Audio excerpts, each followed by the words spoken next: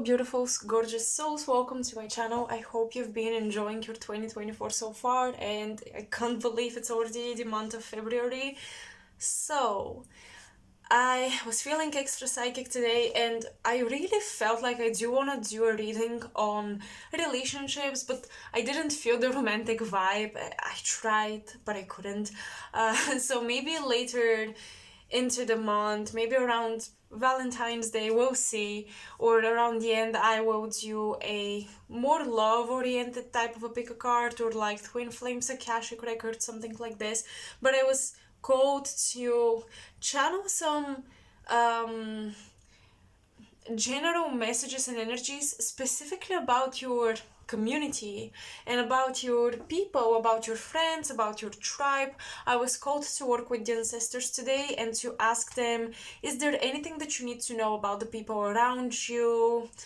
How you're energetically vibing with them, what exchanges are happening that might be invisible to you, or maybe you're suspecting something and you need confirmation. So this is what we're going to do today. It's a bit of an broad topic, an open reading, but if you know me, you know that this is usually the readings that I like to do. So I have a couple of different decks that I have around me, and I just want you to pick a number. So it's not going to be a deck like a tarot deck or an oracle deck or a pile of cards or a crystal. Just pick a number, 1, 2, or 3, and go to the timestamps and you will find your reading. A little disclaimer before we get into the reading: I have some hot milk with me because I'm a little bit sick. There is a flu going in town and everybody is getting it. And let's say I interacted with my friends who had it because I just missed them and I didn't care much. So now I have it and I'm healing a little bit, and I want to keep a warm drink with me. So if you catch me grabbing my cup or sipping on something, that's why. I always want you to know, guys, why you might hear weird noises during the readings. That's why I put these disclaimers if I have a drink with me. So yeah, let's go intuitive and just pick a number. Close your eyes, think of the number that really resonates with you, 1, 2, or 3. There are gonna be 3 piles as usual, and click on the timestamps and I will see you in the reading. So let's cleanse the energy just a little bit. I will kind of visualize it. I'm not saging this time. I'm really using just my intuition and my body as a psychic spiritual instrument. So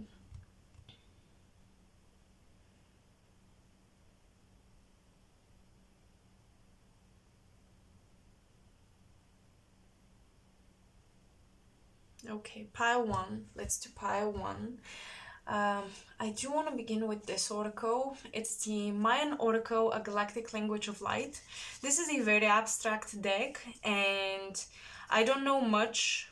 I know some things about Mayan culture, but not enough, not at all enough. And I usually read from the guidebook. I'll see if I'm guided to do this time or just to go intuitive, because I really love the geometry and the colors. So pile 1, let's see what messages your ancestors have about the vibe of your tribe, your community, your friends, just the people that you associate yourself with and that you spend time with, that you're in an energetic exchange with. If they have any warnings, if they have any blessings, if they have any advice.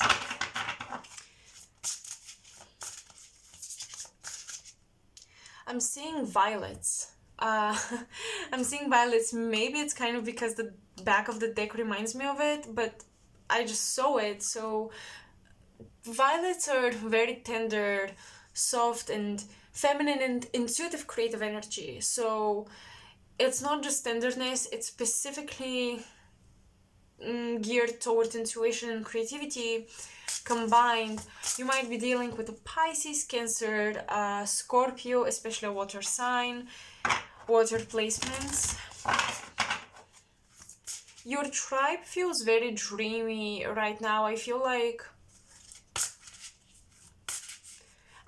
currently you're engaged with people that you really connect with their soul much more than social status, ethnical background, race, culture.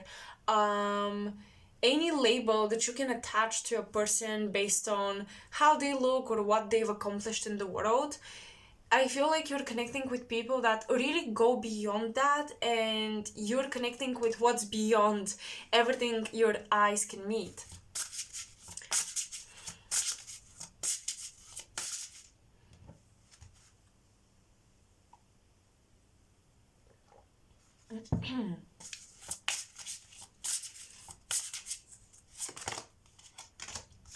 We have Ebb. Okay, so we have this interesting face. We have the sun in the background, I think, and the lines are very different and very interesting. Sorry, they're very interesting because they're different, and it feels like every line represents a layer. And we have this yellow golden vibe. This is definitely connected to your solar plexus, your individuality, your confidence. All of you who have a lot of Leo placements, all of you who have fifth house stelliums, north nodes in the fifth house, Leo, just Leo in your big tree in your chart, or let's say you're a very individualistic person who is very creative. And you're creative, but in a sort of a fixated way. You have a goal with your creativity and you want to accomplish that goal. I'm getting with the violets I saw at the beginning. Spirit has sent you some people that will allow you to relax with your creativity. A lot of you have been very fixed on you're being creative, right? You are generating these cool ideas and visions and ideas about books and just creation, okay? But it feels like it's fixated. It's like it has to be this or nothing else. I'm either doing this and I'm doing it this particular way or nothing else, and that is the fixed nature of Leo. That's why I'm feeling like a lot of you right now are working with the lion archetype, and this fixation for a lot of you comes from the fact that whatever you're creating it to prove someone that you can do it or that you will finish like a project or something, but that project has been growing with you and evolving with you, and the final outcome, the result will look a bit different. It's kind of like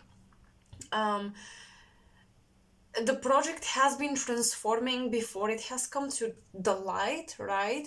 But you already promised someone something particular. You promised a specific topic of the book. You promised a specific painting. You promised something, and you feel like I have to show them that I can shine for this idea because they doubted it, or somebody told me I couldn't do it, or I promised somebody that I would do this specific thing. It could be choosing a creative major in university. Maybe you told yourself, I'm sticking to music, I don't care, and you told everyone, but now you want to go into photography or something, and it feels like you gotta let loose a little bit because you're meeting new people, and I feel like you yourself have been evolving. Your creative ideas and genius has been evolving, it has been changing, and you have to allow it to change. Don't be so stubborn and fixed on one idea. Now, something I'm getting is penetration of predatorial like energy with these lines. It looks like a nail, but like a cat's nail or just an animal's nail, because it's so sharp, and it looks like there's someone with bigger ego than yours. By one, a lot of you, if you have a lot of Leo placements, even when you feel down or even when things are not going well, there is a established confidence, and it's just there. Whatever you're going through, there is just this confidence that you would have, and that happens to a lot of people who have Leo placements and then heavy water in their chart. And because I'm feeling this, like I saw the violets announcing this, I feel like you're this combination.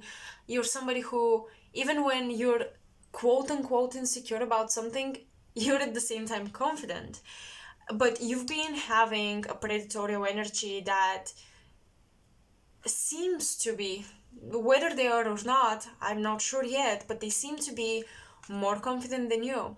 And that's been probing and penetrating into your creativity, into your individuality. So I do feel like you've been allowing someone to alter your mind, to alter your individuality, but not so much in a good way. I feel like you have a group of people who are very open and just they let you be and you enjoy them. But you've met some powerful people, and maybe it's one powerful individual, and you can see that they have power. Okay, that golden energy, that sun energy, you've met somebody of energetic royal caliber. Okay, they may obviously not be actual royalty in society, but they're from this energetic caliber, and you've been striving to have that frequency yourself. And I feel like you're almost there, but there is competition with this person who is also very confident in themselves, or they appear to be, and it seems like you respect them, but you've been allowing their opinion to shape you too much, to shape your creative expression too much. It's almost like you're doing things trying to meet their standards because you see that they have taste or high standards. You know, they are definitely someone who can impose criterias, or at least that's how you see them. But there is a sense of trying to meet their expectations and kind of not doing what you were intending to do originally. So the ancestors are saying a lot of your original ideas, you know, they're giving me a vision of seeds being planted in the soil, but you move on to a different garden. You're not really taking care of the original seeds that you planted. A lot of the ancestors are saying many of you, your inspiration, your creative expression might not be as classical as you would like it to be, but it's coming from a very imaginative, rich space, okay? I'm getting you have lots of ancestors, especially feminine figures, who liked to break the dress code or to break the rules when it came to expression and creation. Maybe they liked unusual items, unusual pieces for the home, furniture, unusual artworks and books. They're saying that you should not disregard this. You might feel a little tired because your creativity has become a bit of a chore. Don't make it that.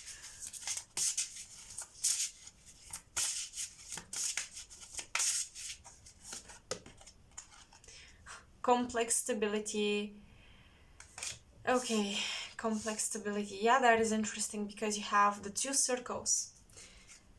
They represent the spiritual, the feminine, the creative. They represent the unseen and the idealistic as well. Because the sphere, there are no perfect spheres in nature. They're usually unnatural, but that's why they represent ideals. And that's why they represent the ethereal often.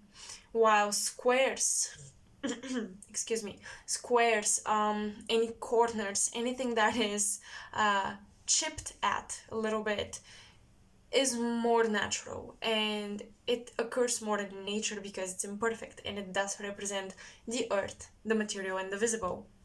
So you have complex stability because I do see your spiritual ideas, you know, on top, kind of being the authority that your material life tries to follow and to listen to. But I feel like you still have not merged the two.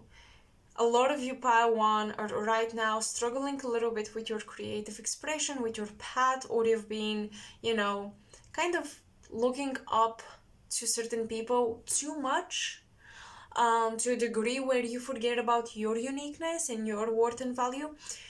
And a lot of this is due to you living your spiritual life. It's more important to you in a lot of ways, in a lot of aspects of your life. Your spirituality and your values and your ideals overpower everything else. But it's still separate. It's like your material reality or your chores, your day-to-day routine, etc. Maybe even the job that you're striving for doesn't really match these values. It doesn't really match the ideal. So this is where there's a bit of this balance. It's like you're living two lives, and perhaps some of you are trying to meet criteria which doesn't match your spiritual ideals. And I'm going to try to give you an example. um, you want to create a very sophisticated painting, very perhaps realistic, um, with a huge diverse um, palette and many tones and values.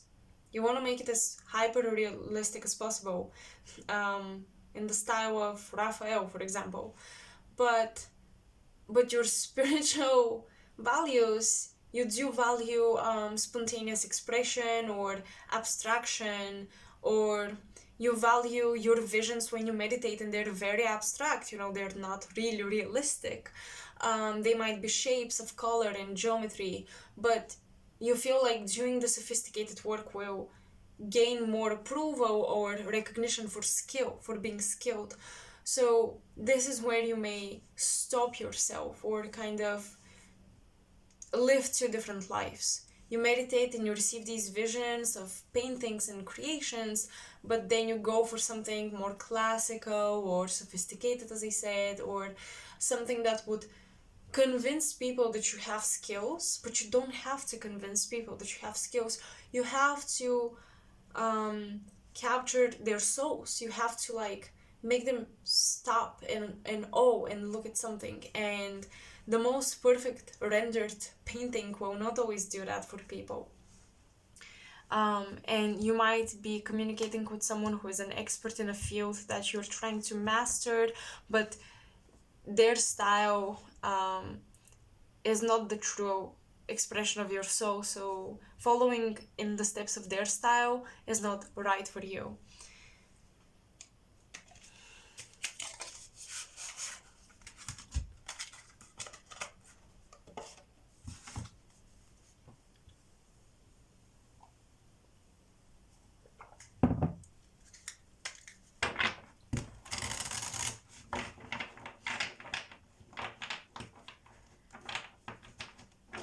It is interesting. The more I look at these cards, I feel like the more they give me messages. So this nail, once again, this kind of sharp finger, probing the mind, and the eye going upward, kind of like when your eyes just roll when you're about to faint or something. And this reminds me of Libra energy, of law, of lawyers, of people who are bound, or they live life orderly, they follow order. You might have a lawyer, you might have someone who takes care of the legal aspects of your life, who's been stressing you out a little bit, or you may have situations that stress you out that require lawyers and not advice from your friends and peers, because you need a little bit of an objective look to sort certain things out, because I feel like a situation has gone too manic for you to manage it based on, advice from friends or unprofessionals.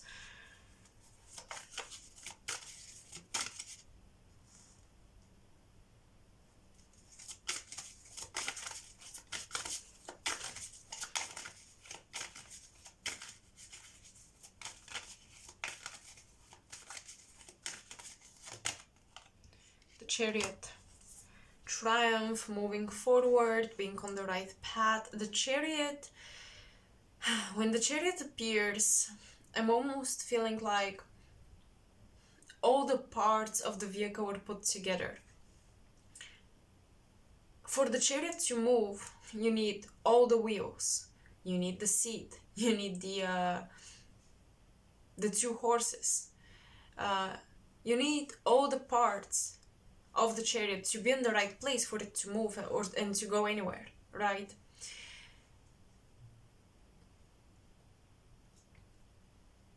That's why when I see this card in a reading, this is telling me your life, it's stable but complex, right?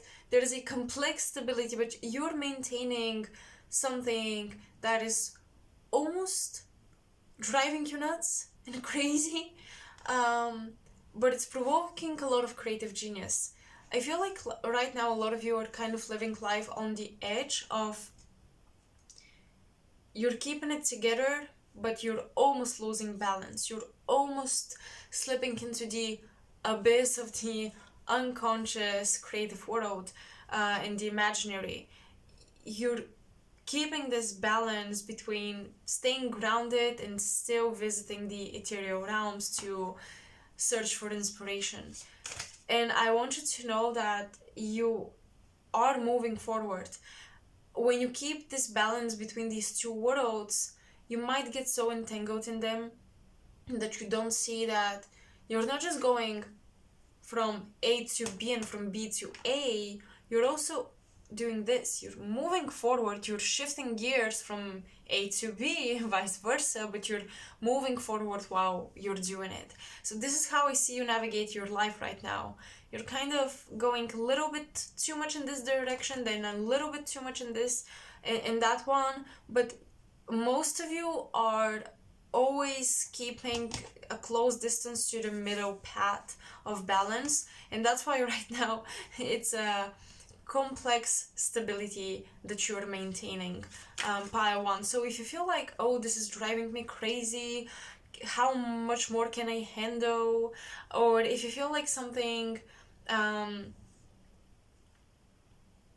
you want to break free from something but then you come back to it, it's giving me a bit of a mania around something. I don't know how to explain it really well, but if you feel like certain aspects of your life, you're almost going to give it up, but then you come back to it and it feels fine, and then you want to give it up once again, but then you come back to it and it feels fine, and when you leave that thing, you kind of crave it again and you need it. This is specifically about a creative project. This is specifically about purpose and maybe even friends that you're doing something with them, you're growing with them. Know that you're moving forward. You're not just going back and forth, you're also moving forward while going back and forth. It's just that certain things have not crystallized yet. They're not solid manifestation yet. Yeah, you're fighting, you're defending your ground, you're trying to keep your stability. You're trying to fight intruders. Hey, I think some of you are moving away from people that used to probe your mind or people who felt mentally predatory, like they wanted to dominate you.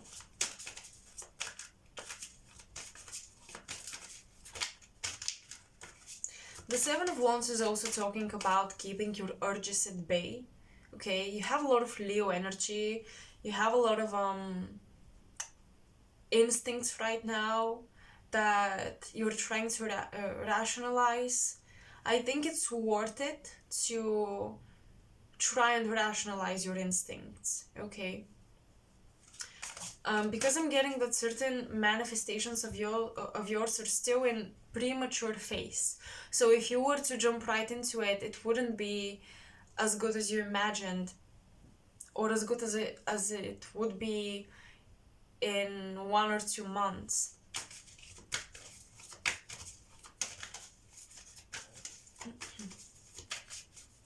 So the ancestors are saying, protect your garden. Don't be afraid of stepping off the edge for a little bit for the purpose of creative genius and inspiration. Don't be afraid of stepping out of what's known and what's controlled by you in order to gain creative inspiration. Inspiration often comes when we leave the box that we control, the environment that we control. Don't be afraid to step into the unknown. Don't stay there for too long. Don't get lost. Remember your goal. You're navigating this, I think, quite nicely as of now. And the last thing that the ancestors want you to know about people around you is that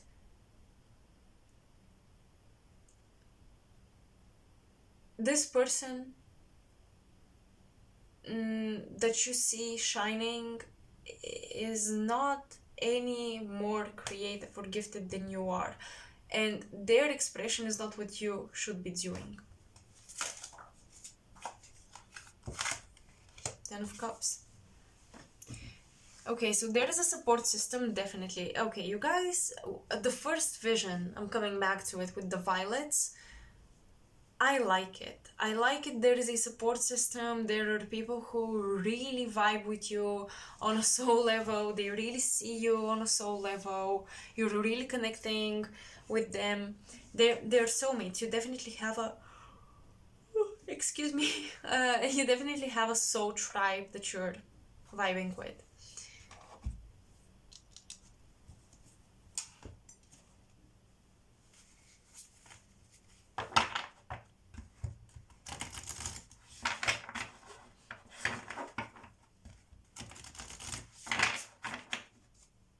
I'm getting a name that starts with M, and I'm getting Michael or Michelle, or I'm getting M and L come through.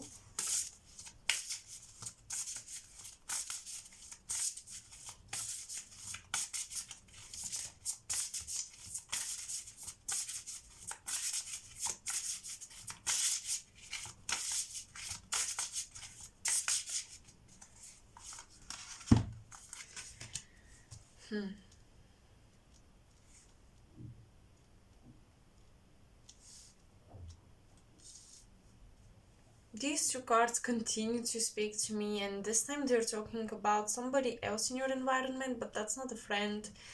That's temptation. Somebody that really pushes you off the edge, but you can't really get rid of them. Like, it wouldn't be a possibility that you don't spend time with them in the same environment. Maybe you work together, maybe you work for them or with them, or they work for you. But this is someone who triggers a lot of passion and urges within you, alright? And I'm not sure if they have a family or you have a family and they're coming through.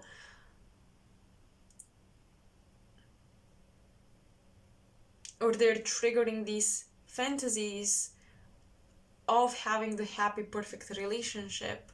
There is someone definitely that is stimulating urges which throw you off of your balance a little bit. Oh yeah, well, okay. It's been a while ever since you've opened up emotionally, or even just the physical attraction. I feel like it's been a while ever since you've been physically attracted to someone by one, and this person is really making things interesting. Okay, the Chariot, that's an interesting view that I didn't have before, but I feel like it's talking about it. The Chariot takes you on sightseeing, right? You're sitting still, but when the Chariot moves, everything around you changes. I think when this person comes into your life or they come into the environment, they make it so much more interesting, and in a way, they feel like an adventure. Laughter. They might start the conversations usually with a joke. I'm getting this is somebody who knows a lot of cultures. They're well educated. Maybe they're not the smartest person that you've ever met, but they have quite a bit of knowledge on diverse subjects that happen to interest you as well. And I feel like their knowledge and your knowledge come into a complex balance that can stabilize a project. If you work on a project, I feel like you would really what's the word, complete each other's sentences, complete each other's blind spots.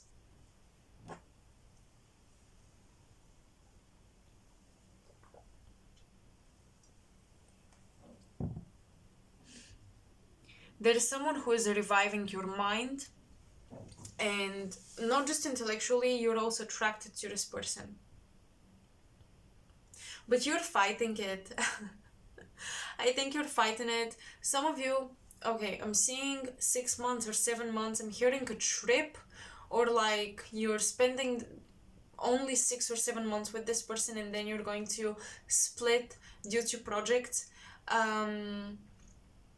There is a timeline, there is a deadline, there is a deadline between the two of you, and that's why you're fighting it off, because you feel like nothing can happen in 6 months. Like, how could I possibly get to know this person, or how could I possibly have a relationship with them afterwards? So you're not allowing it to progress into anything bigger.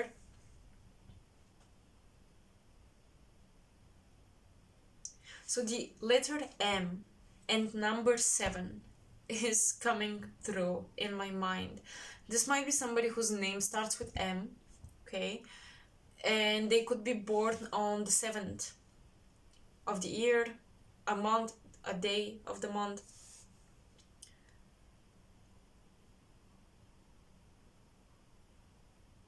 I'm hearing you revive me, so this is definitely someone who is taking you to new places. They're showing you around. It could be that you're moving to a new place and they're native and they're showing you around.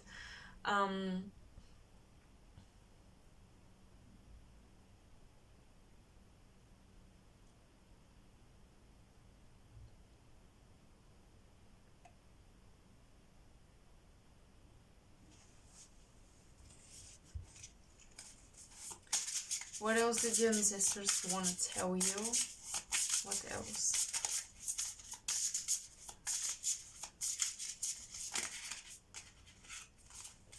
Okay.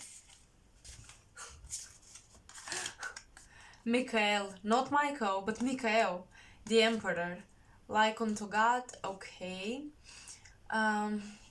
Political authority gives safe travel and protects against conspiracies. I like this. I like this. I think that you are seen by your community right now as somebody who makes moves, somebody who is also open-minded. Like, you do listen to people, but you really stand up for yourself, and essentially you mean well. You're not somebody who's just mean to people just to be a bad person. No, you just defend yourself, but you have good intentions and you're welcoming, and people laugh with you and they enjoy diving into interesting topics with you. That's how you're seen by your community at this time. They definitely find you like you're a complex balance of very polarizing qualities. So you're curious to watch. The Queen of Swords, God the hope of all the earth. Ritual and ceremony can acquire all the treasures of heaven and earth. You are taking a lot of inspiration from the spiritual and you're putting it into your work, and it's creating really unique messages within your work. And this is something people have noticed and they value it. But be mindful.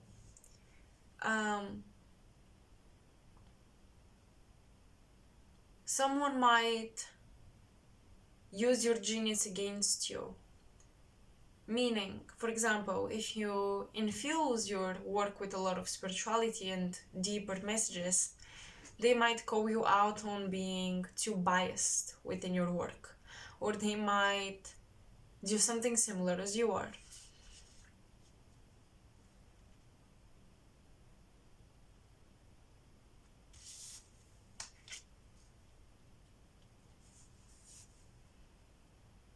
I'm hearing somebody born in the month of May.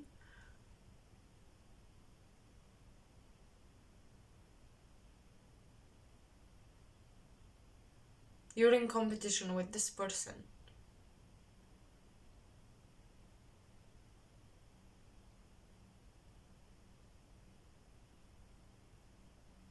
Yeah, so I'm looking at this card and I'm kind of having a vision of competing for the audience in the room, who will make people laugh more, or who would seem funnier. This might be somebody, this person born in May might be somebody who overdoes it with the jokes, or they cannot read the room, or their humor is not quite with right timing, and it gets awkward. And they might try to imitate your sense of humor, which might be a bit sharp, a bit, edgy and darker. Um, and they may try to imitate it, but they don't get the right timing, so it becomes really awkward. I'm getting, okay, interesting. I'm getting you might be in competition with somebody that people feel awkward around.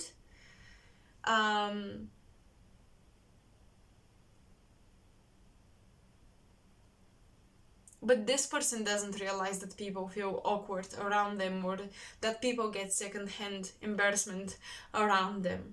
Okay, this person doesn't really see themselves this way.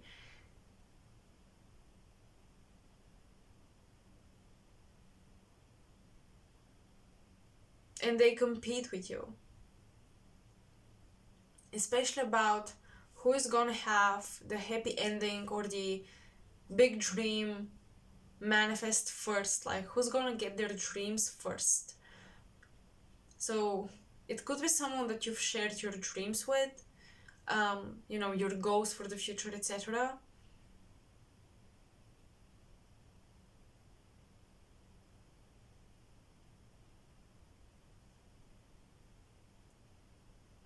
I'm also seeing a store, a shop. Um,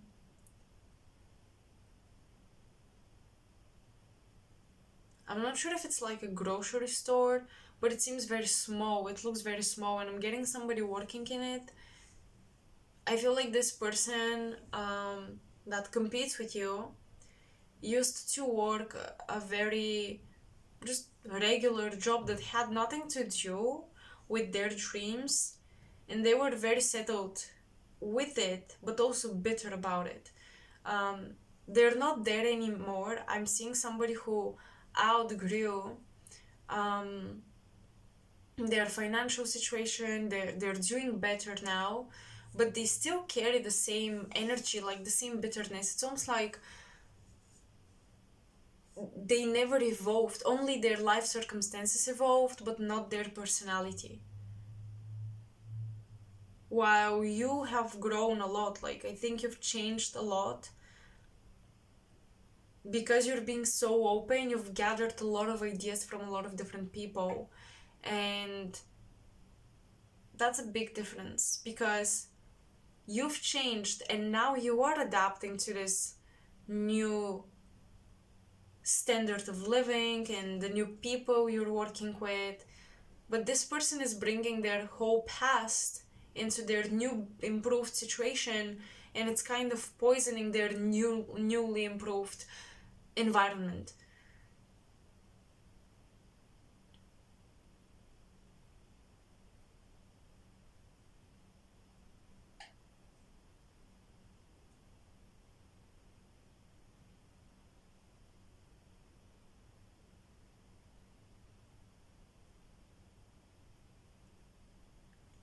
I want to see if the ancestors give us anything else, so I'm gonna do a little channeled message, and I'm going to close my eyes. This might take a while, so please be patient with me. You might want to play this at a higher speed.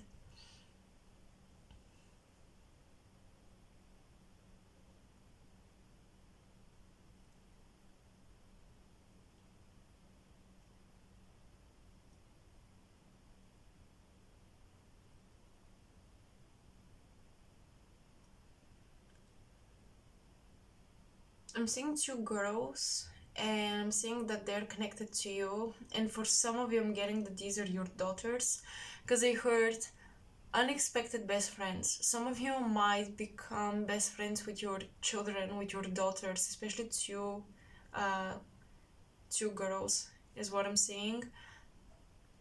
And I feel like some of you are kind of surrendering the need to go and look for friends, and you're finding friendships in unexpected faces, okay? With unexpected people.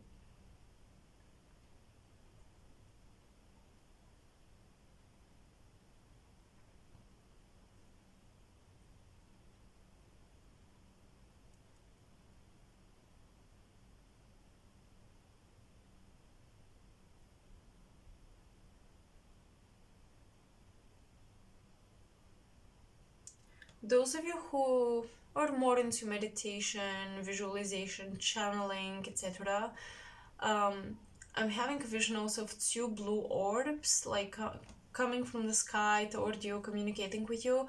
You might be getting closer to two guides or two spiritual beings that you're communicating with. Um,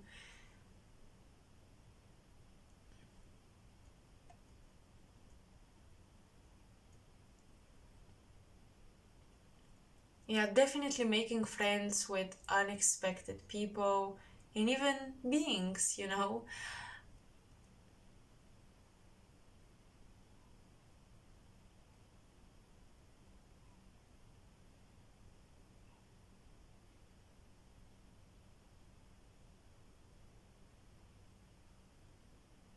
The ancestors are saying that in the next chapter of your life,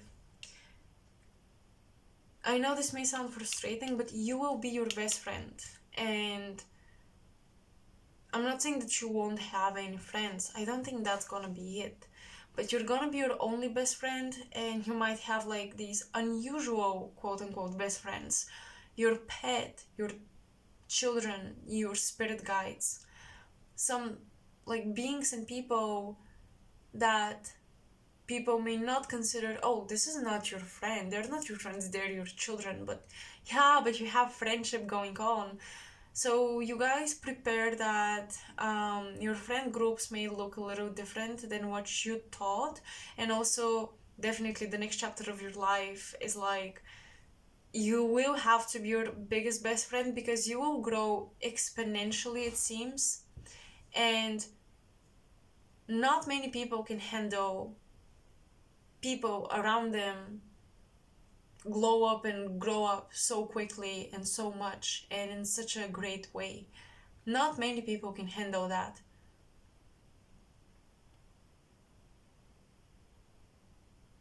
But if you've had a phase that you were very material oriented, like oriented toward the material world, then you had a phase where you were completely oriented toward the spiritual world. I feel like the next phase is where you bridge these two, and this is also where the people from both phases of your life will clash. And only those who are open enough, just as you are, will stay with you because they will be open to all sides of you. Okay? So this is my little reading that I have for you, pile one. I hope you enjoyed it. Let me know in the comment section below. Make sure to like, share, and subscribe to the channel so you can support my work. And I will talk to you very soon. Till next time. Bye. Hi pile 2, for all of you who chose number 2, welcome. So I will begin this reading with the Mayan Oracle, a Galactic Language of Light. This is a beautiful abstract oracle deck. I usually read from the guidebook because I don't know nearly enough about Mayan culture. However, this time I will go intuitively and I will just look at the images and the colors and see what comes through in terms of messages. But for you, I really felt like I want to sing and I just want to play melodies in my head or play music. And I heard a message from your ancestors. One of them, I heard we used to play the piano together. So maybe they taught you or you taught them, but you used to play the piano with this person. They're on the other side and they're coming through in this reading to give you messages.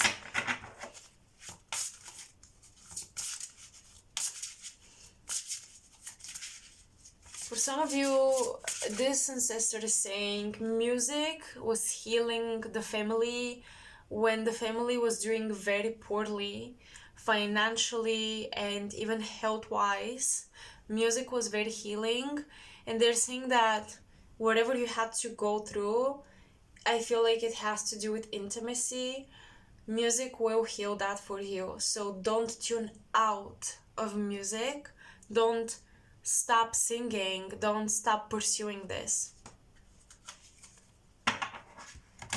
It's a gift, okay? You do heal through music, piles you. It's a gift of yours. It doesn't have to be your career. Don't get the message wrong. It doesn't have to be your career. The career often becomes something that doesn't necessarily heal you. It's what you achieve that can heal you, you know, through the career. For example, doing what I do with my clients, I'm passionate about it as much as one can be passionate about their job in a way.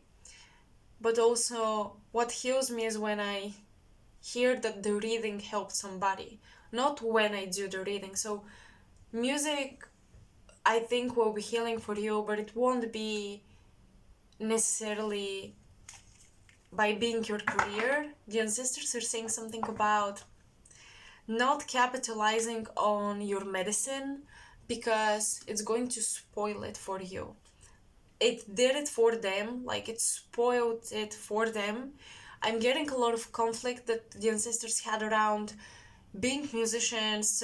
Some of them, you know, they had to fight with their parents for being musicians or wanting to do that. Then they started to make money off of it, but it was a very controversial topic in the family. So they're saying that don't spoil what you love by trying to monetize it.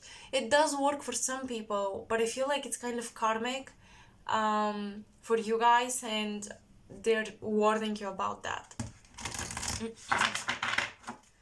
Some of you might be in a band, some of you, because we're asking about your friends and community, some of you might be in this community where, you know, you're growing with your music. Oh, wow. Okay. Wow. Beautiful. This is really beautiful.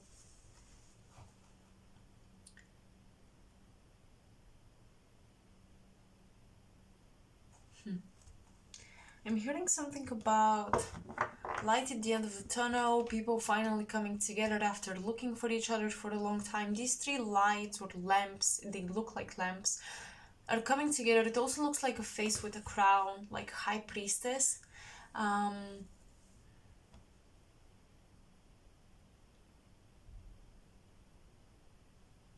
If you're not the high priestess or priest in your friends' lives, then you have one friend who is like that.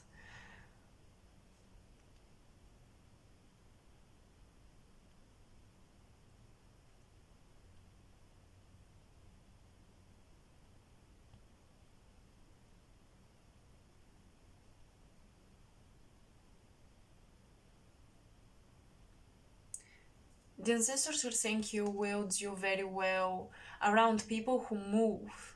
I don't know why they're specifying on this, but people who dance, people who move, people who are not stationary. And their job perhaps is not stationary.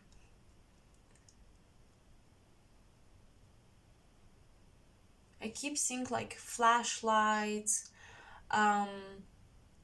projectors in a movie theater. I'm seeing lamps and just lights used in photography.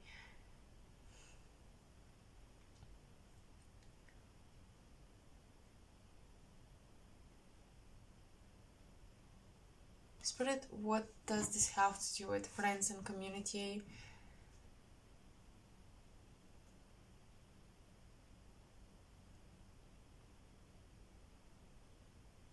Okay.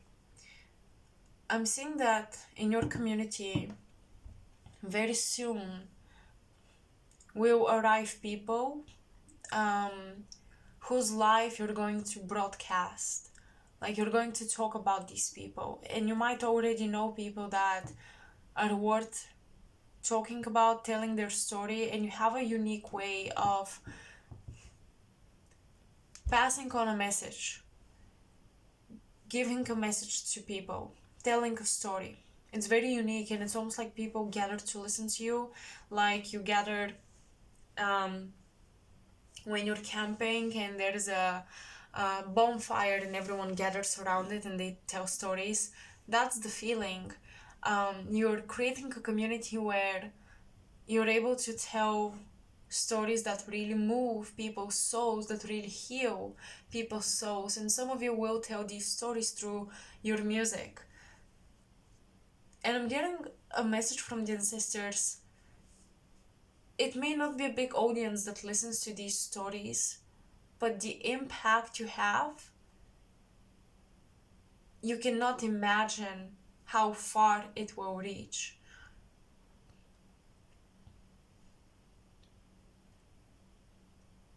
A good word about you is being spread around as well.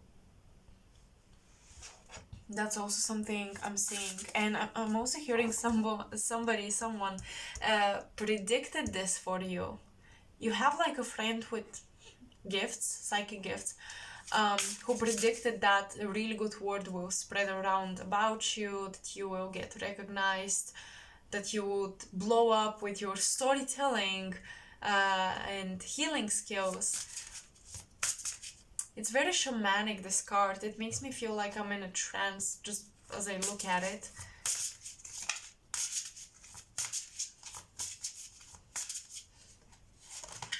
You might be unity. Oh my gosh, I was just going to say that the ancestors are showing me how they've gathered.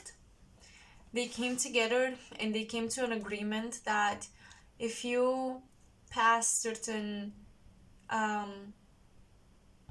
tests with your healing abilities, they will help you also heal the karma around music or using your talent in your career, and they will help you turn it into something that you can live off of.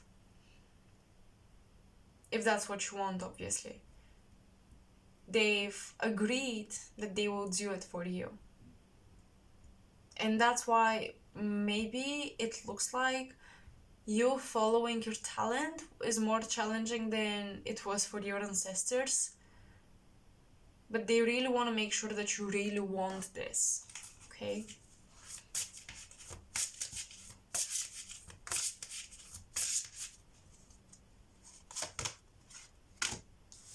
Wow. A lot of High Priestess energy. My goodness, a lot of spiritual High Priestess energy is coming through here. Okay, I know I said I'll go off intuitively, and I did, and I think I will continue to do it.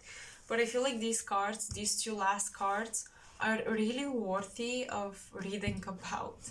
So let's just do that.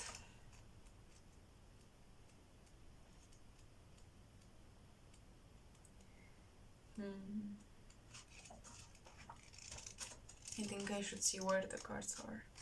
On which page? Does it say?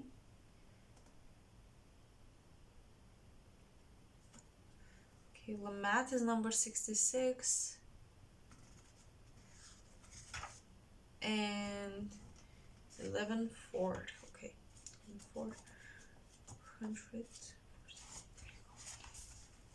So this Mayan symbol means storm, fire, rain.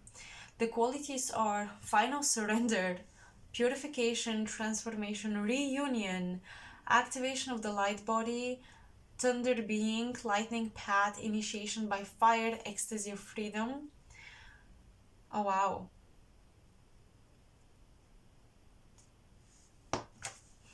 The shadow wisdom of the card is denial, fear of the unknown, issues of addiction, strong feelings of despair or separation from source, and you have unity, you guys. Judging your physical transformational process, feelings of futility and despair, and the transformation is step free from denying and judging your experience. Access your essence self to carry you through the intense feelings that accompany profound growth. Turn your transformation over to spirit, surrendering all that perpetuates the illusion of separation. The wisdom of the card to harmonize your shadow is freedom. And the affirmation is, I am purifying and transforming myself, igniting my light body healing, all separation. So indeed, your community right now perhaps is in need of healing, and so are you. And maybe you are called in a more severe way, because the greatest healers, Chiron, for example, the greatest healer in mythology, bared the greatest wound.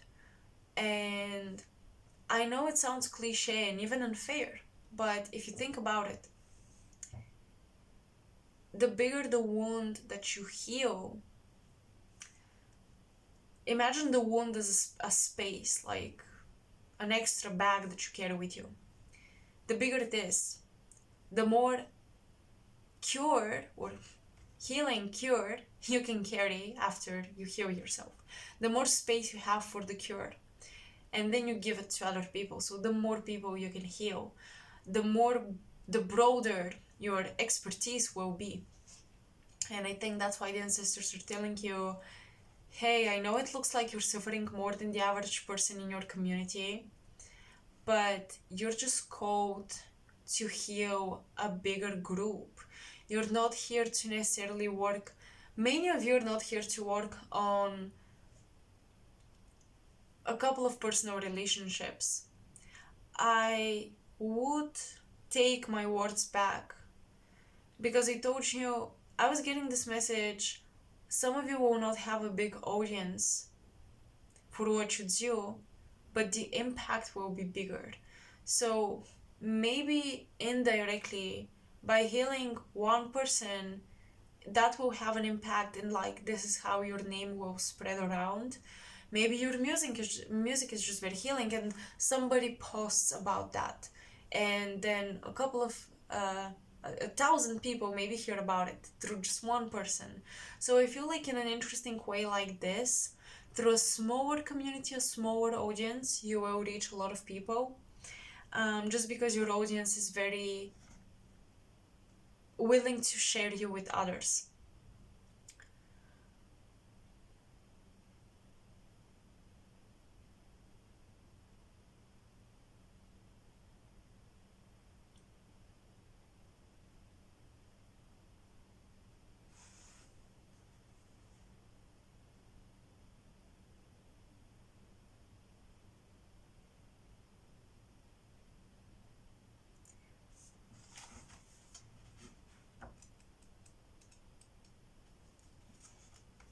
Lamat is symbolic of harmony, starseeds, beneficial combinations, way showers.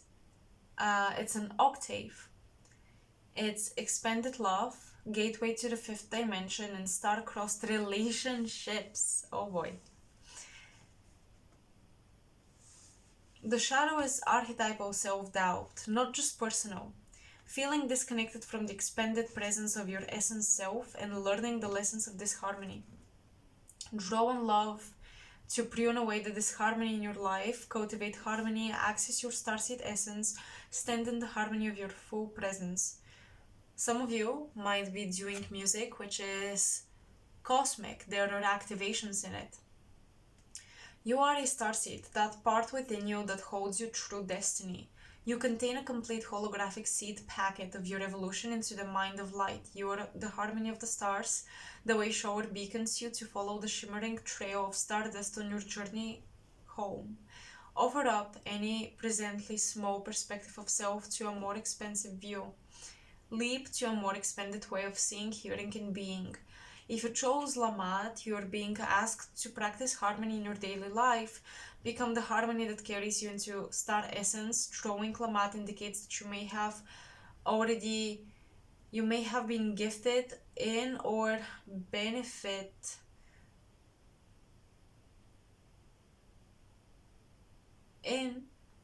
from learning how to harmonize different energies, people, thoughts, and ideas.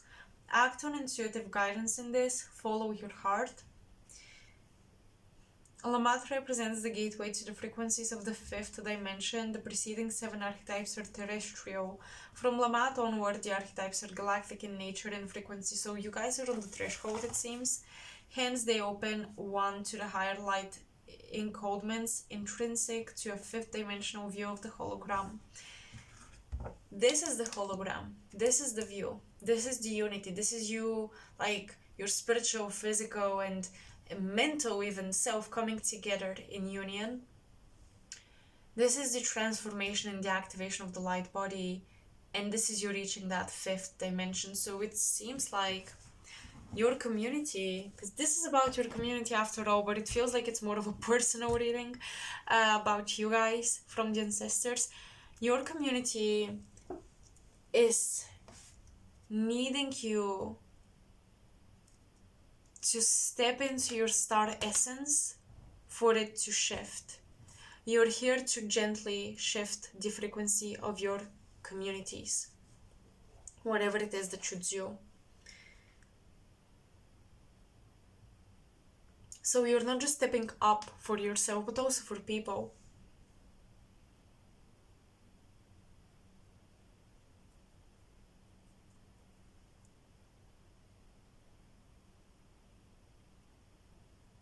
A lot of people around you will open their eyes very soon to the starseed teachings, the spiritual teachings, etc.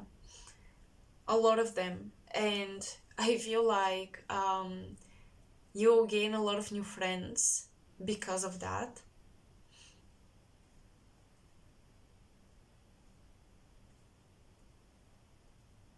A lot of people will recognize what you've been standing for because now they will go through it themselves. Alright, let's see.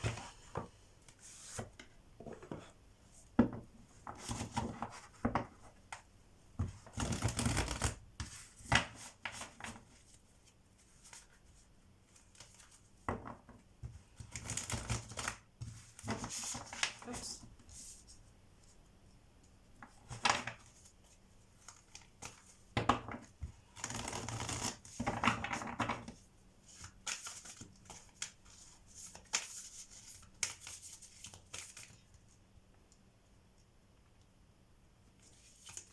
I'm seeing some of you are attracting somebody from past lives.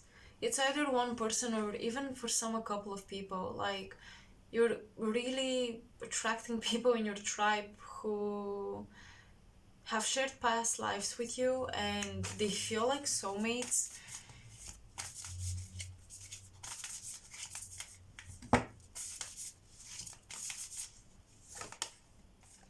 The Emperor reversed.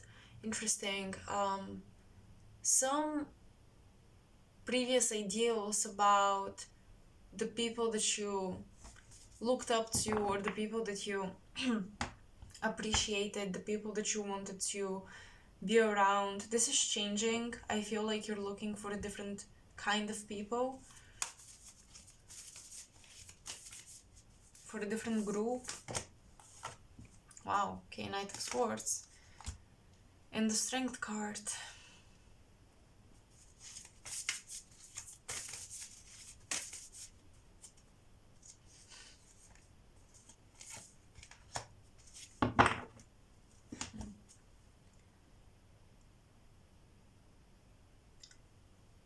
You're beginning a movement in your community that takes a lot of courage. It takes you to drop a lot of previous ideas. It takes you to give up a lot of previous beliefs that you stood behind.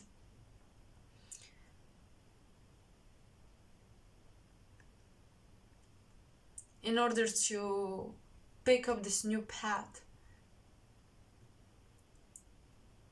So maybe you've always had an account on rock music and now you're doing like spiritual activation songs, right? Or something like this. You're dropping what put you on a pedestal. You're giving up something that elevated you for something that is more authentic, but it's still the beginning of this thing. So you're giving up the influence, you're giving up the fame, you're giving up the platform, the audience, etc. Trusting that your new different vibe will attract a higher vibrational tribe, all right?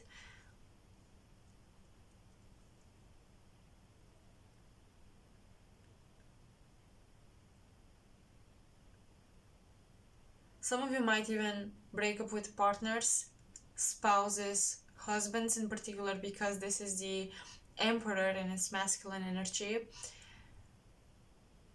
who don't understand your calling.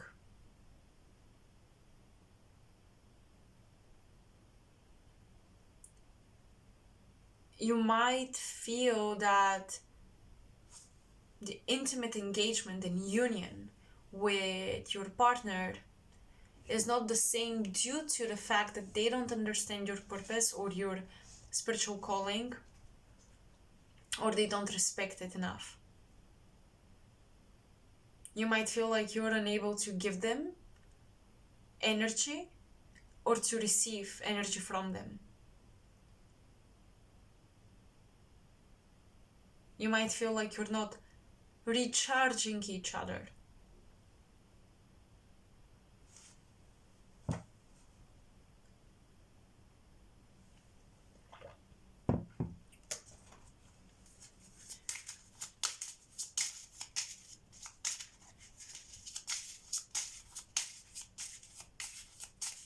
What is this? What's going on with pile of Zeus? Friends and community, just people around them.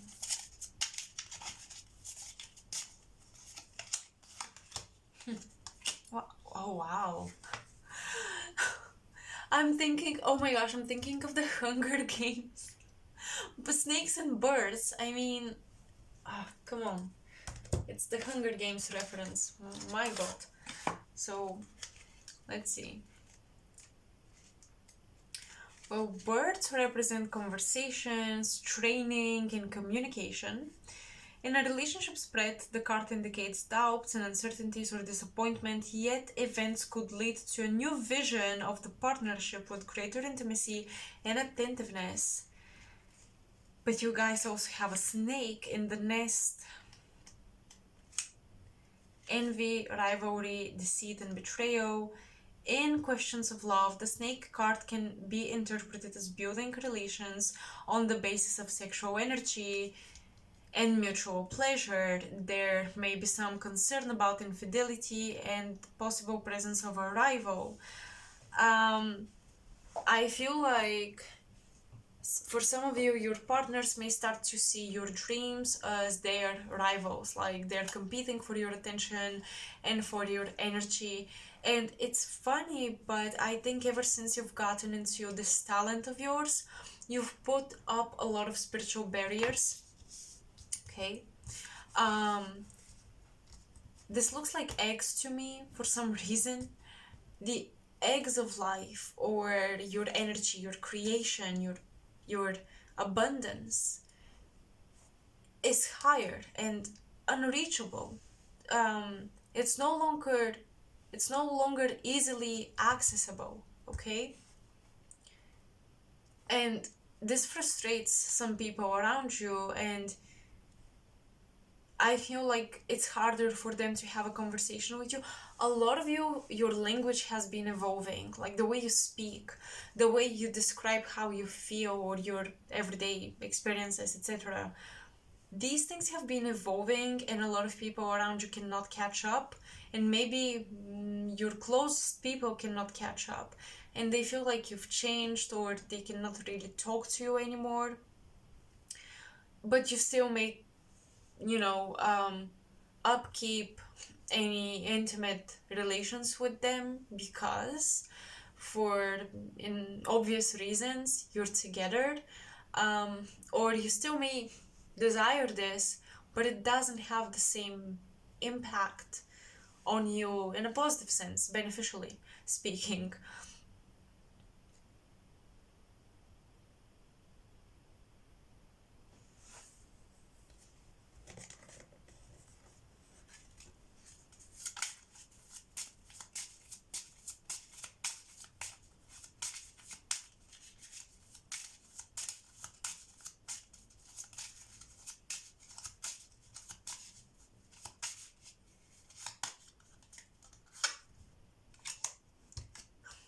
You guys will remain loyal to the ideal of your purpose. You're not gonna give it up. You're not gonna give it up for a relationship, is what it seems like.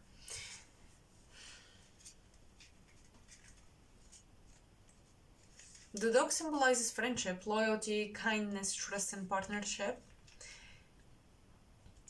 In a relationship spread, the dog signals confidence in a partner, self-sacrifice for the sake of feelings, timely support, and the desire to please someone you love with all your heart. In a people spread, this card shows a faithful and loyal friend, someone you can count on in the current situation.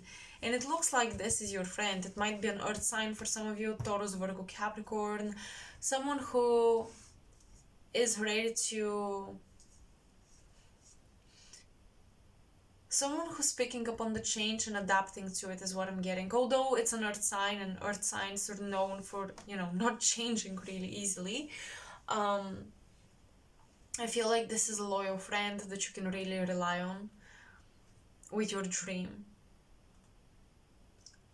I think you're not supposed to share this dream with a lot of people, maybe just this one friend. This is what I'm getting. Because them being energetically loyal to you is almost like protecting your dream. This sounds so weird, but not only you're putting up these spiritual barriers ever since you've been evolving so much and you've been going through your spiritual awakening, you've been accessing your medicine powers. Not only you've been putting up protection energies, you have at least one loyal friend. And I think maybe for a lot of you it's one really strong friend. I told you have a high priestess friend, so you're picking up on your medicine skills. This person might have been working on their energy for a long time already, and they've always been loyal to your growth, development. They've always been supportive. They are like adding an additional they're adding an extra layer, another layer of protection over you, energetic protection over you. This one friend you can share this with, like you can share this dream with. In fact, I feel like they will help initiate you, or they will help you grow in your desired direction through guidance, because they see you and them as one. You have one friend who really sees people united, or who really always wishes for the best for all people. They wish the best for you as well. And it's interesting because a love partner here might not be able to match this energy of the loyal friend.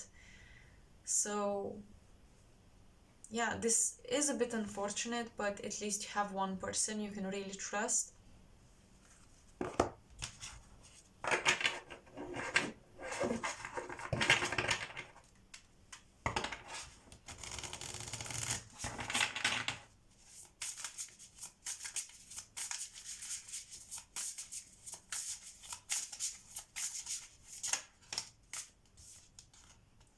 Nine of Pentacles, the omniscient God. Submission to higher order identifies traitors and destroys their plans. I love that. Okay, wow. So I think that anyone who becomes a traitor in your life, anyone who betrays you, anyone who tries to do something behind your back to manipulate your purpose, your purpose is being protected by star guides, by a high priestess best friend, or a high priest best friend, a starseed best friend, like someone with really strong spiritual energies is protecting you, following your soul path, because they believe you are on your soul journey. They can see it, they can sense it so clearly. They're defending it when you're not watching. They're watching your back when you're not watching your back. This is really beautiful. This is someone with strong placements of Pallas Athena in their chart is what I'm feeling. Maybe in the first house, maybe in the 10th house, maybe in the 7th or 11th house, friends. 10th is like just public social status, etc. 7th is relationships. So it could be in one of these houses, a Palestina that conjuncts their sun. You have someone who is just like Palestina in your life. They're wise, they're kind of like a warrior, they're also a priestess because they have this wisdom, right? And they're protecting you.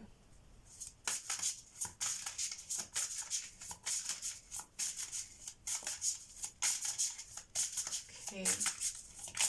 Who should you watch out for? Who should you watch out for? Who should you be careful about? Eight of Pentacles, God the teacher. Intellectual talent provides knowledge. So this might be somebody who is educated in specific areas where you're not, and you kind of need them. You might be dependent on them for their knowledge and skills. They could be a teacher. They could pose as a teacher, like even if they're not your teacher, they could pose like that. For example, that priestess friend may not pose as a teacher, they're just protecting you, and they submit to higher order. They kind of let you know what their values are and why they stand by you. While this teacher, I'm getting, because I asked specifically, this is a positive card, but because the question was who should you be careful about? Teachers, people with intellectual talent and skills, but they impose themselves on you in this manner, intellectually, through showcasing their talents, in a manner that intends to put you down.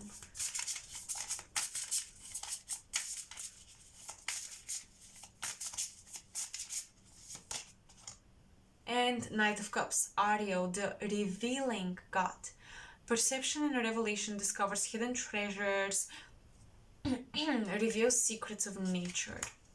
So Knight of Cups, the Knight of Cups is a Prince Charming, a prince on a white horse in shining armor.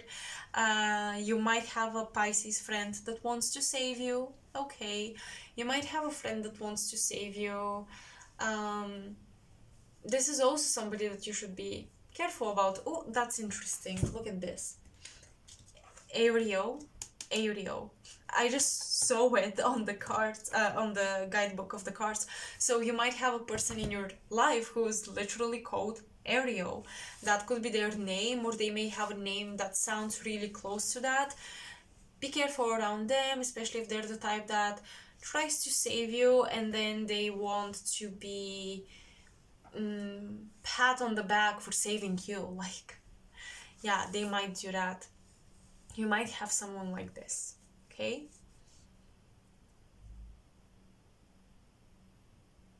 So it is interesting because the reading was more so about your purpose and how your community fits into that. But yeah, that's all I have. I truly hope you enjoyed it. I truly hope it resonated and it helps you. Let me know. I might change the title of this pick a card because I feel like the reading is just going in a different direction. But that is the beauty of open topics, pick a cards, okay? I really hope that this is helpful. Let me know in the comment section below and make sure to like, share and subscribe to support my work. I will see you very, very soon in my next video. Bye.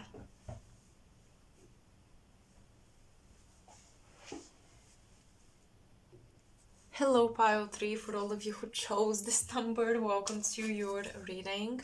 So let's begin with the Mayan Oracle deck, A Galactic Language of Light. Let's see what shows up. I will be reading intuitively.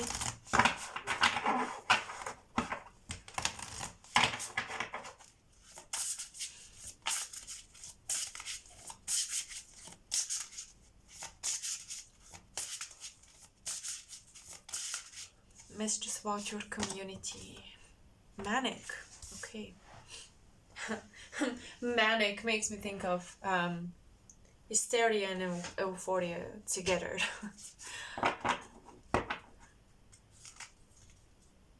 As an artist, let's say I know this feeling very well. The manic feeling. It's very blue. It holds a feather. It's a hand holding a feather. Interesting.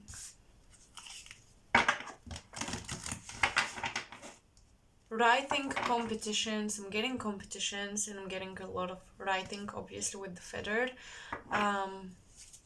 Not so much oral speaking as much as I'm getting writing. So you might be in a community that really values reading and writing and just intellectual thought and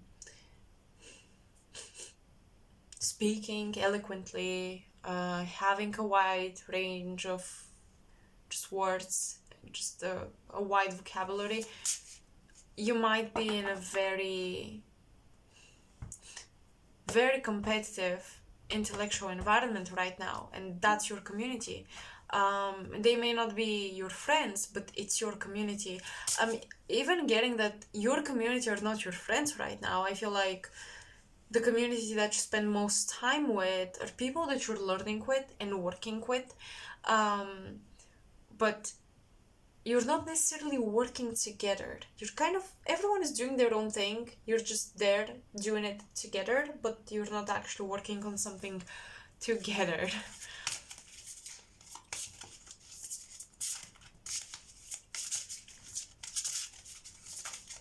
Oh.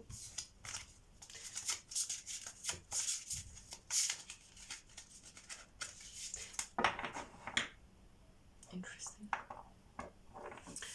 I'm getting the collective consciousness is being, I don't want to use the word hijacked, but poisoned by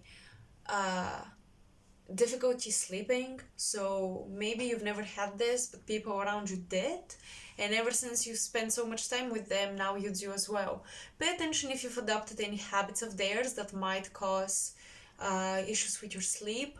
But I'm getting you've been spending time with people who have a very chaotic schedule and it's taking a toll on their body. You didn't used to have this going on for you, but now you do, kind of, because you're picking up on their habits or you're picking up on just their energy even.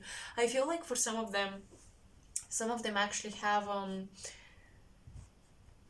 spiritual attachments, okay, spirits attached to them that don't let them sleep very well, they're causing dreams, etc. So it might have gotten to you, some of it. So make sure that you cleanse, make sure that you work with feathers to cleanse around your head space. You have chakras outside of your head, kind of like going like in a circle around your head, kind of like a halo. Make sure that you cleanse them, that you protect them, and working with feathers is very, very useful to do that. So yes. If you specifically like to work with birds, like this is your spirit animal, you love birds, eagles, crows, etc., maybe they have not been speaking to you lately, that's why you're not sleeping right, or you're having attachments to you that you caught from other people. They're not even yours. And because they're not yours, it's gonna be easy to get rid of them.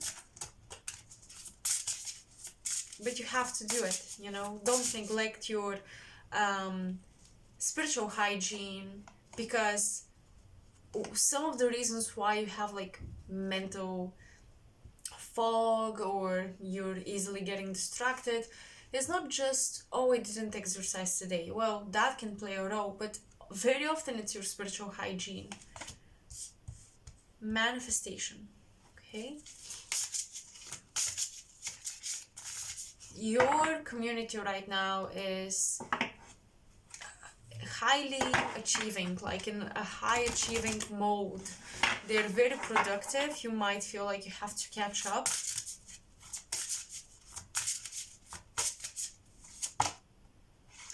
Harmonic resonance. And one more, please.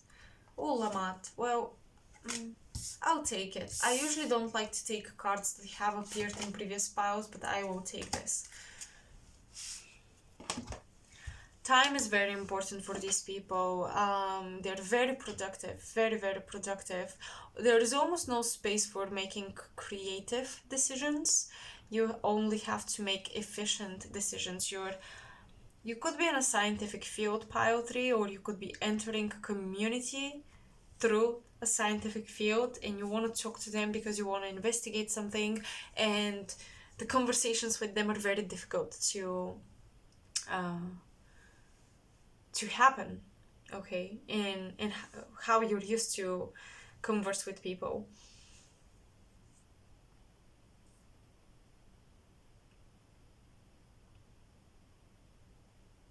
Now, this is a bit off topic.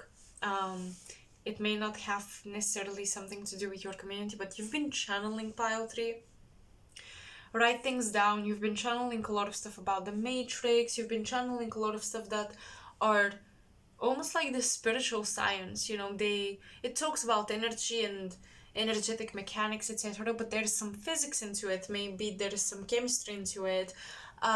You're channeling entities and beings that speak more elevated, okay? Their language, their vocabulary, their terminology that they use is more elevated, and I highly recommend you get into some scientific books, because you will be channeling spiritual guidance and information that will explain certain scientific concepts, or spiritual concepts will be explained to you in scientific language, and you're supposed to understand it.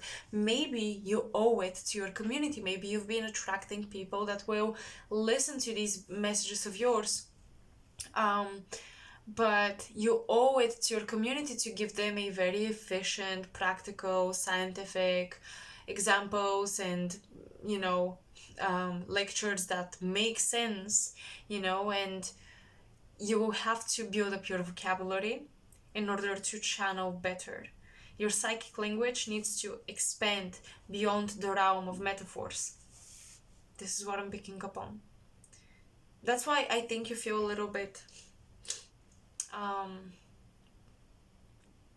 let's say you're a bit annoyed. I feel like pile 3 is a little bit annoyed that spirit is expecting them to do so much work, but at the same time you owe it to people. When you have a gift, essentially you owe it to share it with people. Otherwise, why would you have a gift? At least that's my opinion.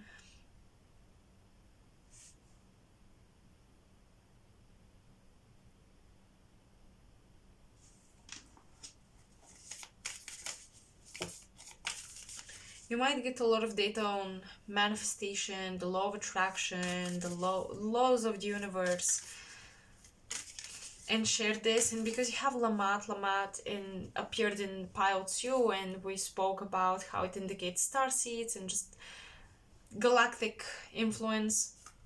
So definitely you might be connecting with some galactic teachers and spirit guides. They want to talk to you about resonance, frequency, attracting and manifesting what you vibrate at. And the hologram, which is mirrored as above, so below, you attract what you are, etc. But it might be, once again, information that's given to you in very scientific terms.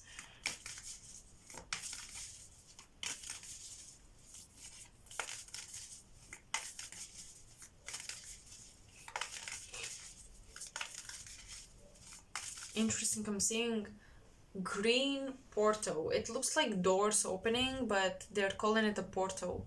I usually would call that vision a gate, but they're saying a portal.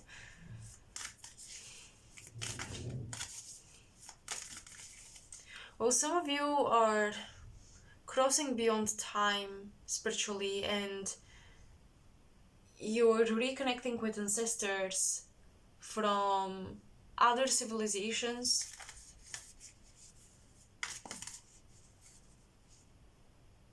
They're saying that despite having so much time between these generations, like you and them, because they were not even just humans, I feel like these are very ancient ancestors from different civilizations, as I said. There is still a genetic connection that carries memory. They're teaching you what was taught in their schools, in a way.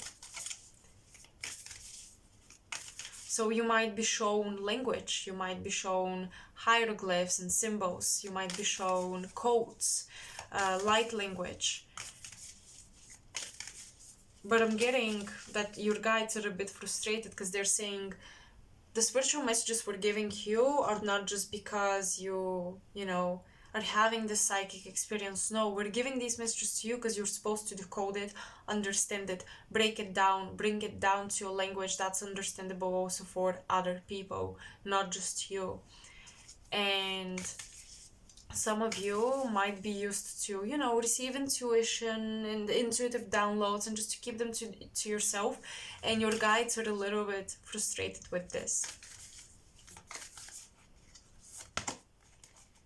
The castle, yeah, don't just keep the gems to yourself, you know.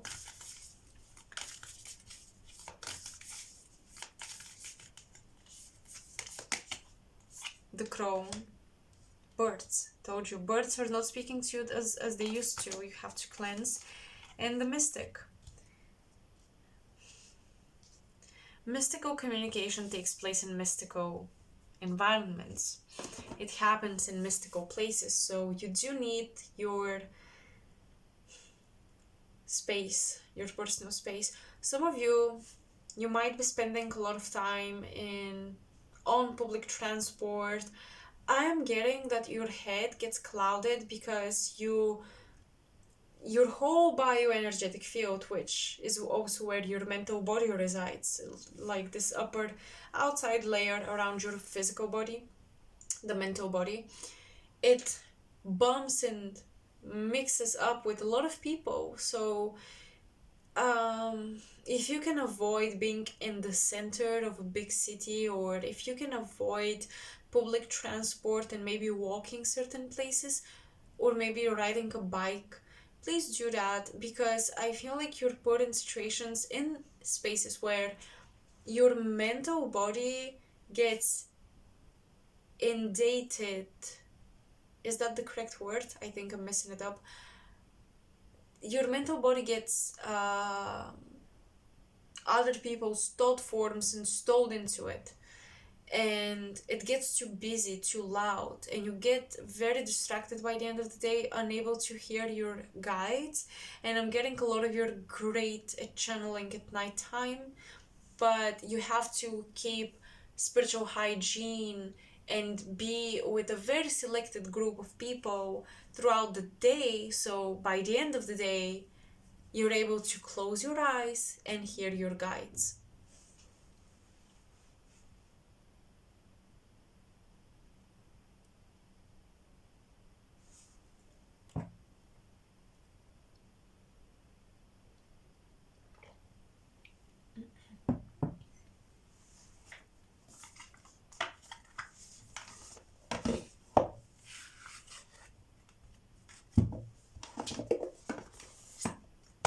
This is the Cosmic Slumber Tarot, for those of you who wonder.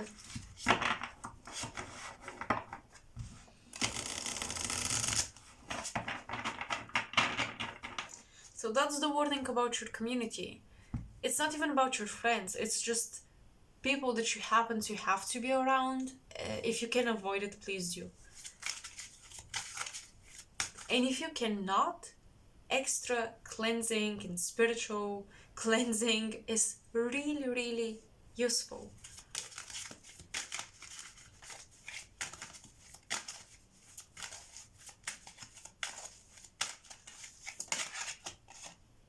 You're going places with your spiritual abilities, pile 3, 2 of torches.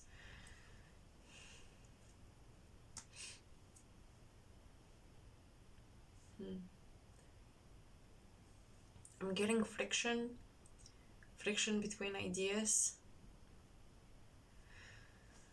This is the 2 of Wands. Well, Spirit is saying your future will look nothing like you imagined. Nothing like even what you imagined after you woke up spiritually. When you had your awakening, pile 3, you had a vision of your future, but it's not gonna be that.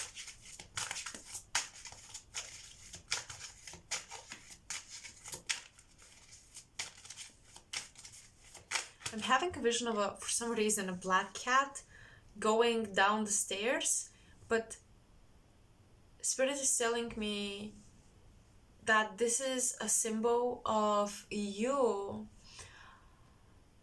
being initiated into a new future, quote unquote, different future than the initial expectations for you. For some of you, you might have a literal pet arrive in your life and change your future through a telepathic connection. Seven of Swords. Okay. Avoiding. I'm getting this is not about deception, but about avoiding something. And Five of Cups. Yeah. You're avoiding something. What is it? What is it, Spirit? Okay. Give me a bit of time with this one.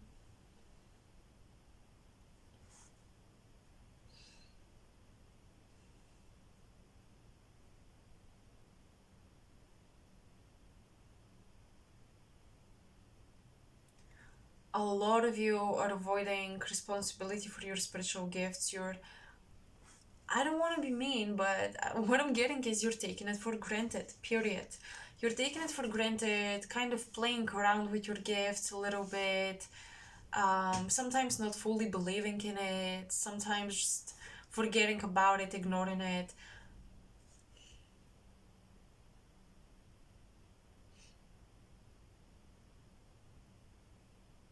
You cannot deceive your soul how committed you are to your soul. Your soul knows exactly how committed you are to your spiritual gifts and to your journey. And even to your soul community, your tribe that you're meant to help, or to connect with.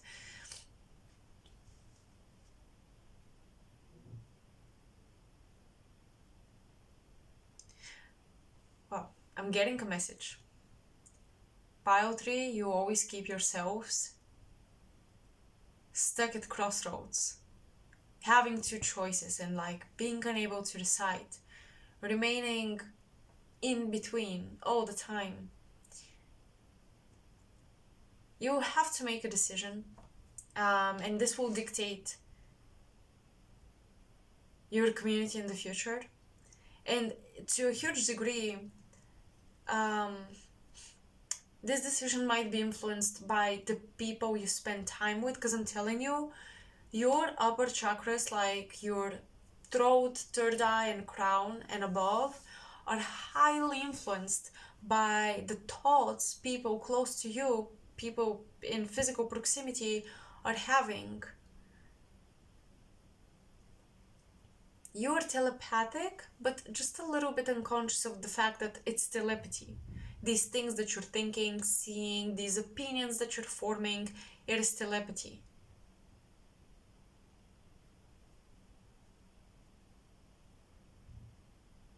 And it's really clouding your judgment. And because you have a cloudy judgment, you decide to not make a decision, remain. It's a middle ground, okay? But you cannot ignore this forever. And you will have to make a decision. You either drop spirituality altogether and you venture onto a different path, or you fully responsibly commit to it. This is what I'm seeing here. Because your harmonic resonance is always like this. You do attract a couple of, quite ascended, let's say, or aware people. And then you stumble into a group of people who are very unaware. And kind of go back and forth.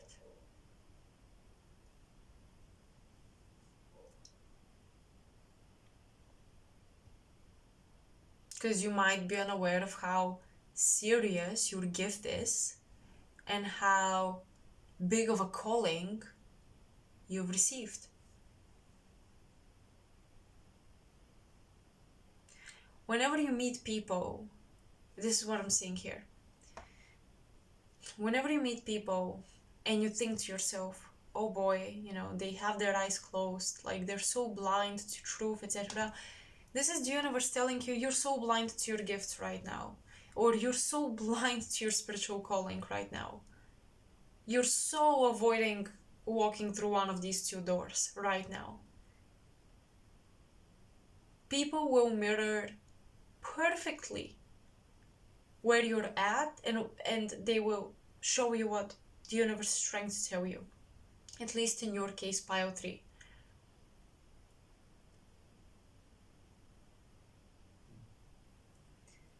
Because what I'm seeing is, this is funny, but ever since your gifts have become stronger, you don't see into your future as you used to.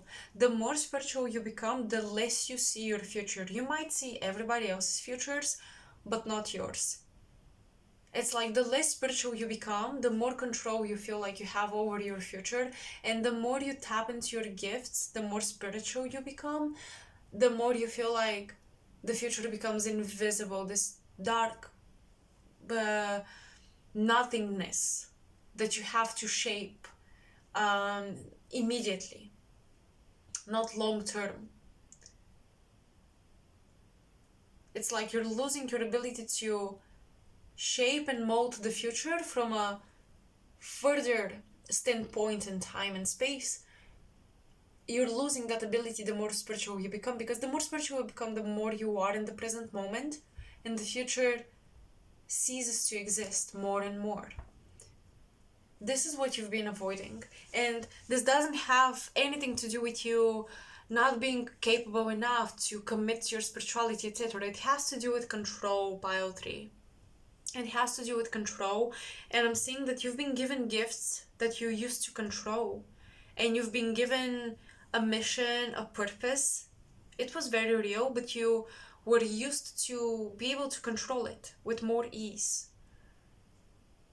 You felt like you were navigating the boat and you had a map, and now you don't have a map, you only have the boat to navigate, and it's kind of scary to make that commitment, to stay on the boat and not like jump and swim backward, using the path that you already know.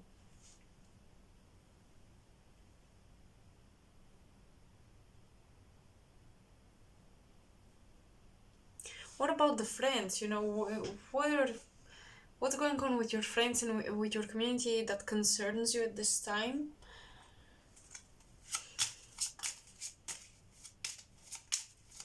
I'm getting an Aries individual, someone with Venus in Aries or Aries stellium, because I'm getting like a lot of personal planets in Aries. The bear. I'm hearing unsuspected accident or danger, but I feel like it's not you, it's a friend. Make sure your friends don't drink and drive. Make sure your friends don't... Lady, yeah, well, it could... Protect your friends, please. Like, stick together when it's late at night, and especially if you're a group of girls. But even if you're guys, still stay safe out there, because this world is a bit crazy right now. Let's see about the bear. Strength, power, greatness, and generosity and responsibility. In a work spread, the bear card predicts a long partnership with strong and successful people. It could mean a leadership position, adventurous transactions, and a well-established business.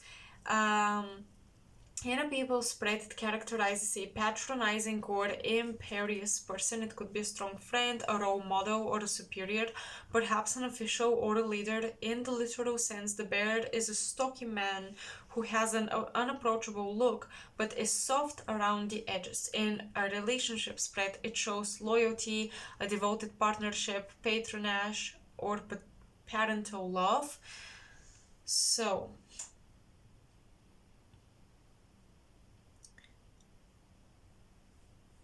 You might be really bonding with a friend who has a strong sense of like, this is who I am, this is what I do, this is my career, or this is my purpose, and I know it. And they're very committed to it. And they might help you overcome your own fears or doubts around not committing to your spiritual gifts. It could be a lady, obviously. It could be someone blonde, a blonde lady, or with fair skin, fair features, like lighter eyes. Maybe if they're brown, they're hazel, or they're blue, green, or gray, Um, Maybe even the hair, even if it's brown, it's kind of like darker copper, or darker blonde, someone with quite fair features. It's funny me having a vision of somebody who wears a lot of furs um, on them.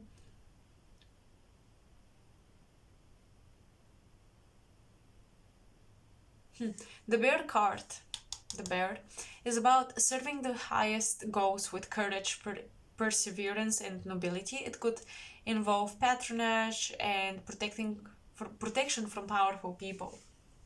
So, whatever dangers might be ahead, you really have a crone to guide you and a mystic to guide you. You're not alone on this journey, pile tree. I feel like you feel like a lone wolf, but you're not, honestly. When it comes to making these decisions, you will have people support you. Maybe you're afraid people won't support you. They won't support your commitment, but they actually will. And you have strong feminine energy in the face of your ancestors and even in the face of your community. And this strong feminine energy supports you, and they also rely on you realizing your full potential because you will be able to also help them. It's kind of like the people that helped build you up, you will help them as you become better at what you do. So this is a powerful feminine energy, a community of feminine energy that will support you as a mystic, as a crone.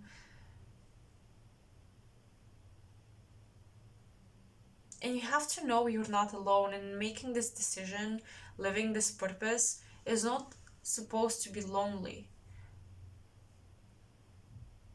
I feel like a lot of us associate spirituality with a hermit energy. We stay alone, we meditate, we read spiritual books or something. But it can be such an inclusive thing, and maybe that's why you fear committing to this. Maybe you think that other journeys will offer you more connection to people, and that's what you've been craving. But actually, spirituality can offer you a lot of connection to people.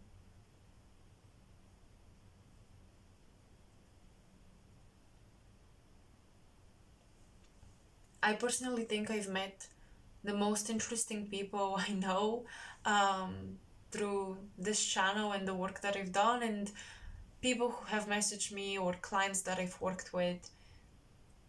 So, yeah, definitely committing to this will not isolate you in the castle.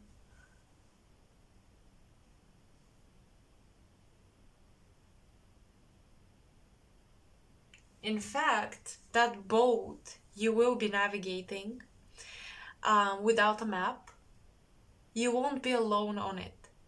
That's the thing with spirituality. You usually, committing to spiritual gifts, I feel like spiritual gifts are such a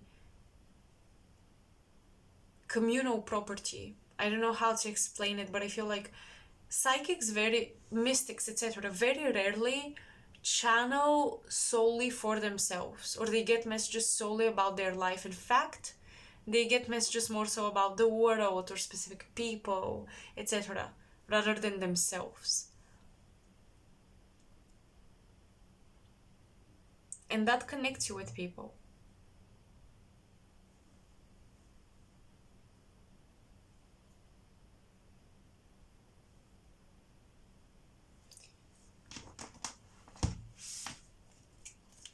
So you have feminine figures that will support you.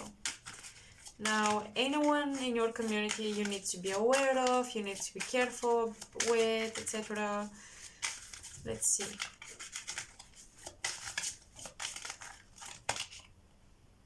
Four of Swords. Four of Cups. I don't think there are such people, honestly.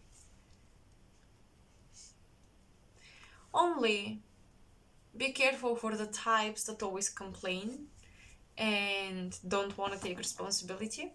They complain about their life. Maybe be careful with these people. But I don't see anyone with ill intentions toward you, okay, Pile 3? I don't see enemies, I don't see toxic attachments, etc. The only thing is public crowds can be tricky for you because you do pick up on a lot of energy, so you gotta cleanse your energetic bodies, definitely.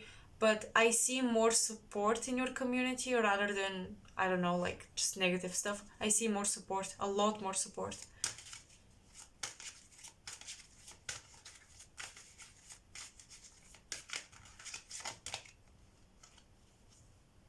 King of Wands.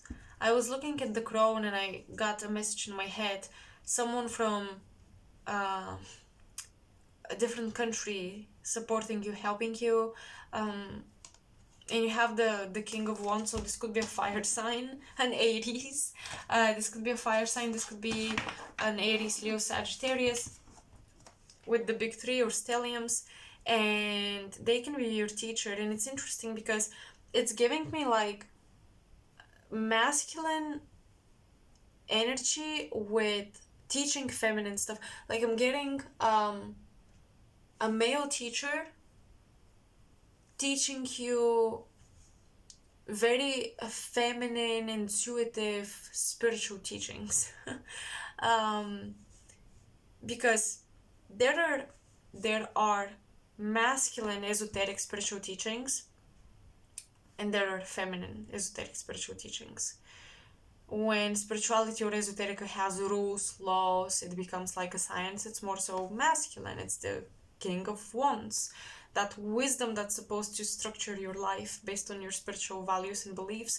But when it's intuitive, it's mystical, it's creative, this is when it's more feminine. When it's channeling the subtle realms, etc., this is when it's more feminine. So I'm getting a guy teacher for some of you that will be like a crone, that would be like tuned into the feminine mysteries, or who would guide you on your divine feminine path if you are a divine feminine, because you have the lady here.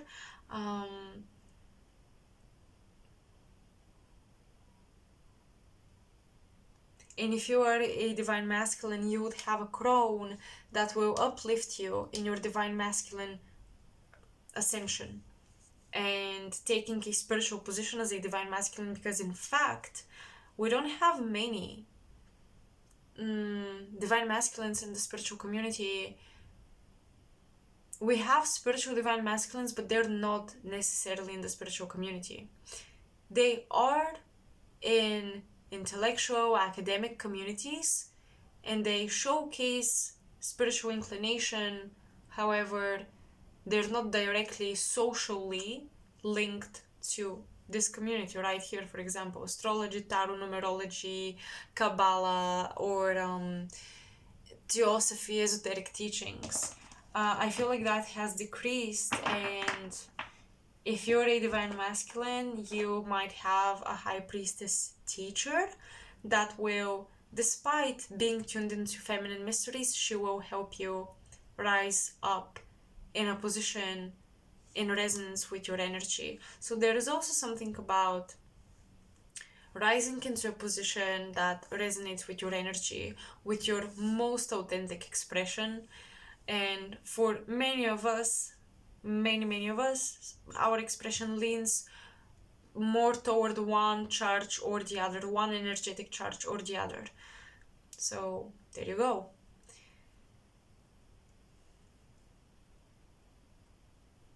You might have a course.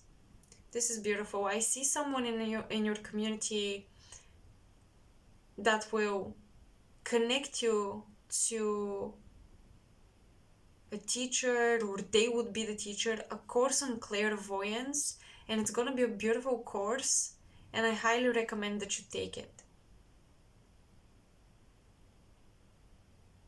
A lot is happening in the third eye. Listen, fire awakens the third eye, and look at this. The communication with the crown will open your eye. So I highly recommend take clairvoyance courses, shamanic courses, meditation courses and classes, but especially the third eye courses, the clairvoyance, clairaudience perhaps. Highly recommend to take one if you find one, obviously, that you resonate with. But I feel like your community right now is just waiting for you to say, yes, I'm gonna do it, I'm committed. And they will tune into you right away with resources, with help, and with guidance. So it's funny because your community is not just waiting to be nurtured by you or saved by you, they are waiting to also help you. And some of these people don't even know you yet, but once you commit, in miraculous ways you will meet each other. I'm telling you, pile 3. Okay, so this is what I have for you, pile 3. I'm gonna end the reading here. I hope you resonated, and I hope this is helpful in some shape, way, or form. Let me know in the comment section below. Make sure to like, share, and subscribe to support my channel and my work, and I will talk to you very soon in my next reading. Bye.